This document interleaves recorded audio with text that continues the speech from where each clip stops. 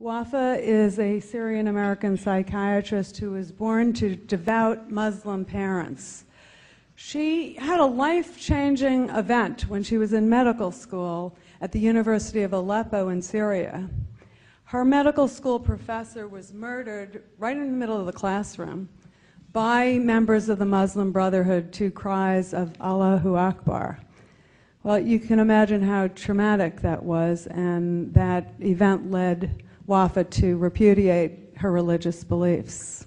In 1989, Wafa emigrated to the United States with her husband and her children.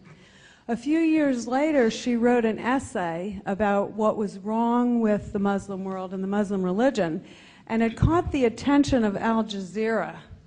And they invited her to come and debate a Muslim imam. This was shown on Al Jazeera TV. And this was picked up by Memory, the Middle East Media Research Institute, and translated, and now it's been seen by millions of people over the internet. You can see it on YouTube. Wafa continues to speak out about the threat of Islam on Capitol Hill to the Department of Homeland Security, Fox News, CNN, Voice of America, all around the world, and venues too numerous to mention. In 2006, she was named as one of the 100 most influential people in the world by Time magazine. And she's working right now on her book, An Escaped Prisoner, Why God is a Monster. Dr. Wafa Sultan. Ladies and gentlemen, I always feel a need to make fun of myself, to laugh at myself, in order to cover up, to repress the sadness that deeply implanted in my heart, especially when it comes to speak about women in Islam. Now I am free, but I cannot forget my niece. She was forced to marry her cousin when she was 10. He was over 40. Her marriage was valid and legalized under the Islamic Sharia because Muhammad, the Prophet of Islam, married his second wife when she was 6. He was over 50. I always remember my niece coming back to her father's house, begging her not to send her back to her husband. He would say, in Islam, it is shame for a woman to leave her husband's house. God will reward you for obeying him. At the age of 25, my niece committed suicide by setting herself on fire. She was burned to death, leaving 4 children behind her.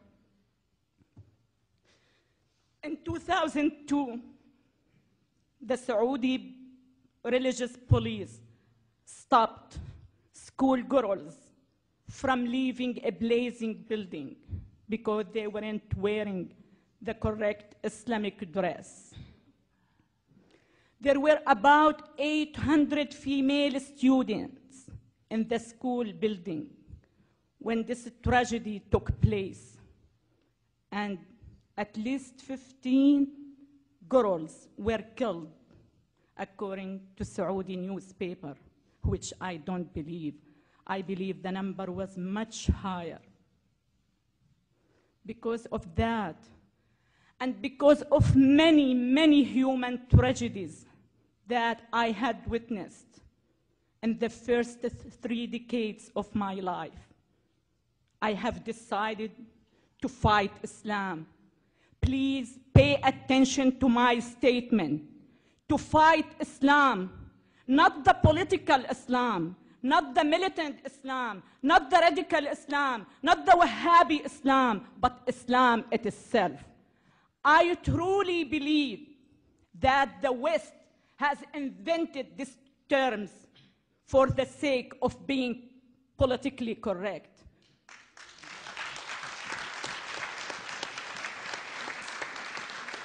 growing up in Syria, I have never heard but Islam. Islam has never been misunderstood. Islam is the problem, but no one is stating the truth. No one is taking a hard look at the root of the terrorism, which is the brainwashing machine called Islam. Islam is not up to me, is not up to any Muslim man or woman.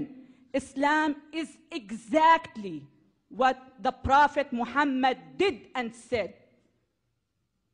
In order to understand Islam, you have to read the biography of Muhammad. It is very traumatizing. It is very shocking. He married his second wife when she was 6 years old. He was over 50. I just came back from France. I debated with a Muslim Pakistani woman. She was the Minister of Women in Pakistan. When I told this fact to my audience, she turned to me and she said, "It is a big lie." She was 9, not 6. It sounds like when a policeman stops you because you're driving over 100 miles per hour and you turn to him and say, "It is a big lie. I was driving 90 miles per hour, not 100 miles. She was 9, not 6. He married his second wife. She was his daughter-in-law. His son was adopted, and at that time it wasn't accepted by the pre-Islamic Arabic culture. So he turned to his followers and he said, "I was told by God that adoption is forbidden. And adoption, believe it or not, has been forbidden in the Islamic culture, just to justify his marriage of his daughter-in-law." His third wife was Safiya. She was a Jewish woman. It was well documented, well written in our school book, that he attacked her tribe. He killed her father, her brother, and her husband at the same day he slept with her. That's what I call Islam. You need to know, you need to understand that Islam is the problem. I am sick and tired of people here in the West asking me to soften my message. I am sick and tired of people asking me, "Are you trying to change 1.3 billion people?" Yes, I am trying. Yes, I am.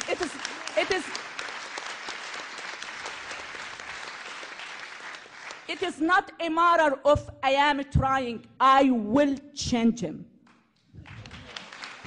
I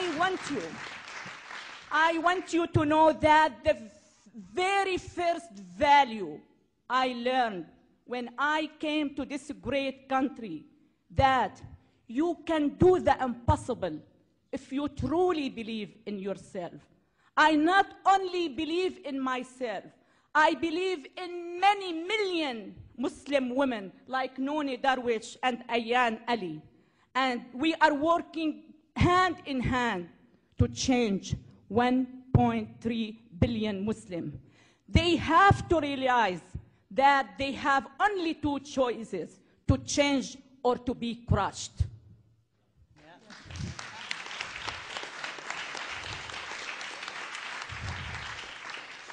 Please, please don't let your civilized way of thinking interfere with your defending your great country. Please, please defend your values. Please defend your freedoms. Defend the heaven you are living in. Don't take anything for granted. I don't. I enjoy every single moment of my American life. Just walking down the street by myself without being accused of being a whore is a bliss for me. Just chatting with my next door male neighbor without being accused of committing adultery is a bliss for me. Having a cup of coffee at Starbucks by myself is a bliss. Please, please don't take anything for granted. Please defend this beautiful country. My dream is to see my country, Syria, as free as America, not the other way around.